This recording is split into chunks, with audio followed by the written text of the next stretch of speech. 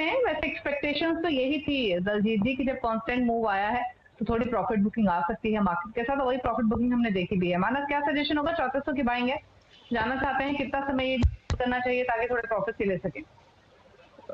दीपाली जी देखिए, अभी का ट्रेंड को देख के तो लगता है कि एक छोटा सा करेक्शन है। मैं नहीं समझता यहाँ पर बहुत पैनिक होने की जरूरत है। अभी भी स्टॉक 200 डे मूविंग एवरेज के ऊपर ट्रेड कर रहा है, तो मेरे हिसाब से तो आप बिल्कुल बजाज फाइनेंस से बने रह सकते हैं।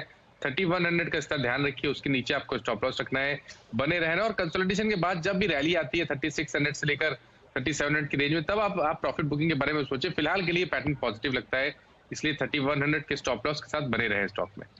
पहले तो टोरेंट फार्मा पर व्यू दीजिए। 2400 की इनकी बाइंग है, 10 शेयर्स हैं, नुकसान है थोड़ा, क्या करना चाहिए?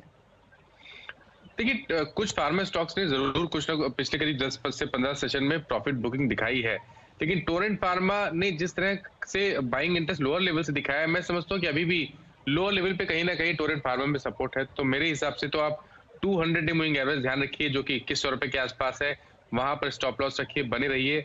अगर रिकवरी मिलेगी तो शायद स्टॉक फिर से 2600 से 2700 के स्तर को छू सकता है, तो 2100 के स्टॉप लॉस से बने रहिए स्टॉक में। ठीक है, तो 2100 के स्टॉप लॉस के साथ पोजीशन होल्ड कीजिए, यही सजेशन है। इसके अलावा ट्विटर पर सवाल आ रहे हैं हमें, एक स्वतंत्र श्रीवास्तव ने सवाल भेजा है।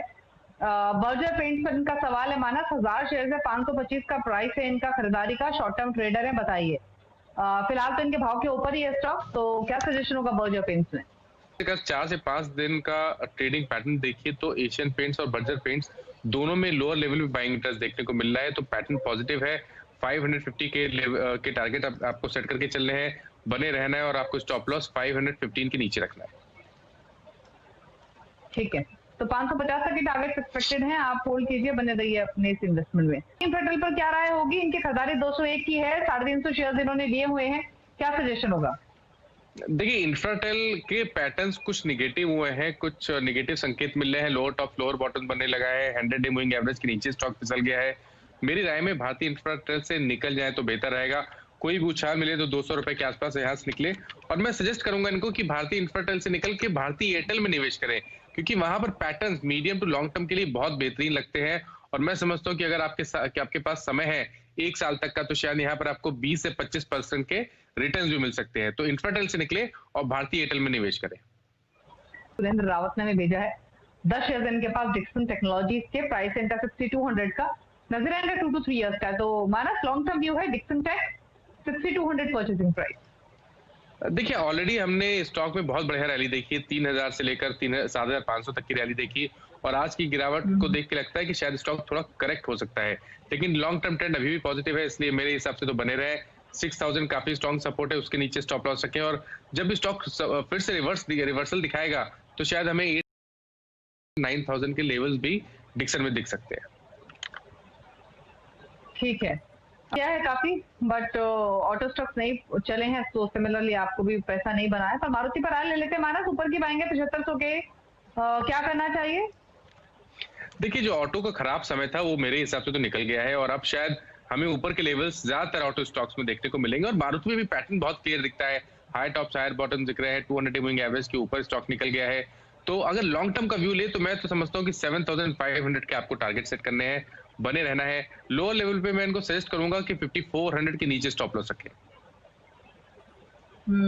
चाहिए होगा, तो मेरे हिसाब से 104 का स्टॉप लॉस रखे, बने रहे। ऊपर के टारगेट्स पैटर्न को देख के लगता है कि शायद 122 से 125 तक के हैं।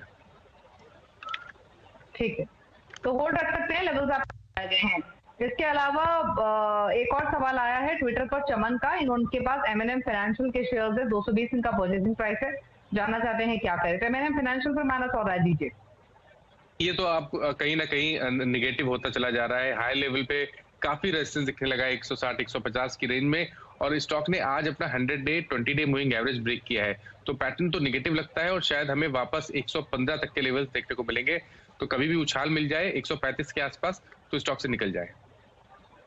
ठीक है, इसके अलावा फेसबुक पर ढेर सारे सवाल आ रहे हैं, और एक सवाल आया है IRCTC पर, अश्वनी मनोचा ने सवाल भेजा है। IRCTC के 1372 पर इनके पास 30 शेयर्स हैं, तो मानस बताइए IRCTC 1372 के परचेसिंग प्राइस के साथ क्या सजेशन होगा? देखिए, एक बहुत ही बड़ा सा कंसोलिडेशन दिख रहा है, मेरे ख्याल से पिछले 3 से 4 मंथ में स्टॉक केवल कंसोलिडेट कर रहा है, कोई मेजर मूव नहीं देखने को मिला है, तो पैटर्न तो नेगेटिव नहीं लगता है। 200 डे मूविंग एवरेज करीब 1175 के आसपास आता है, तो उसको ध्यान रख के उसके नीचे स्टॉप लॉस रखे बने रहे। कंसोलिडेशन के बाद अगर 1500 के ऊपर ब्रेकआउट देखने को मिलेगा तो उसके बाद बहुत ही जल्दी इनको वापस जो रीसेंट हाइस थे 2000 के आसपास, उसको स्टॉक टेस्ट करते हुए दिखेगा। ठीक है, तो होल्ड कर सकते एचडीएफसी लिमिटेड 148 की बाइंग है, तो क्या करना चाहिए दोनों स्टॉक पे? देखिए, हिंदुस्तान यूनिलीवर में तो जो करेक्शन देखने को मिला है वो बहुत ही बढ़िया अपॉर्चुनिटी है, क्योंकि लोअर लेवल पे देखिए तो 2140 एक स्ट्रॉन्ग सपोर्ट दिखता है। तो आपको हिंदुस्तान यूनिलीवर में बने रहना है, 2140 के नीचे स्टॉप लॉस रखना है। मैं उम्मीद करता हूं कि फिर से हमें रिकवरी देखने को मिलेगी और 2400 तक के भाव बहुत ही जल्दी हिंदुस्तान यूनिलीवर में देखने को मिलेंगे। और दूसरा स्टॉक मैं भूल गया, फिर से आप प्लीज रिपीट कर दीजिए। एचडीएफसी बैंक 1048 का बाइंग है।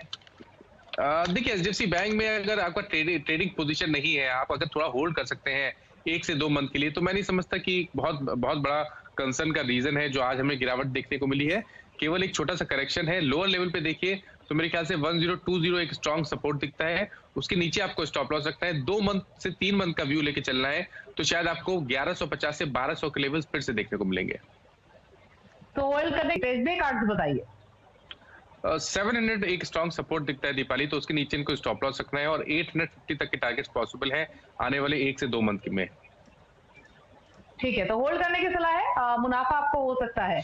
इसके अलावा बजाज फाइनेंस पर अनुपम जैन सवाल भेज रहे हैं, 3200 की बाइंग है, तो मानस पहले ही राय दे चुके हैं बजाज फाइनेंस पर 3100 के स्टॉप लॉस के साथ अपनी पोजीशन आप होल्ड कर सकते हैं। निधि शाह ने एक सवाल भेजा है इंडिया ग्लाइकॉल्स पर 315 के प्राइस पर 26 स्टॉक्स इन्होंने खरीदे हुए हैं, तो बताइए इंडिया ग्लाइकॉल्स पर क्या सजेशन होगा? देखिए, मैं तो चार्ट पे बहुत साइडवेज मूव देख रहा हूँ। मैं नहीं समझता यहाँ पर एग्रेसिव पोजीशन बनानी चाहिए। इन्होंने ऑलरेडी लिया हुआ है, तो केवल सजेस्ट करूंगा कि 260 का स्टॉप लॉस जरूर रखें।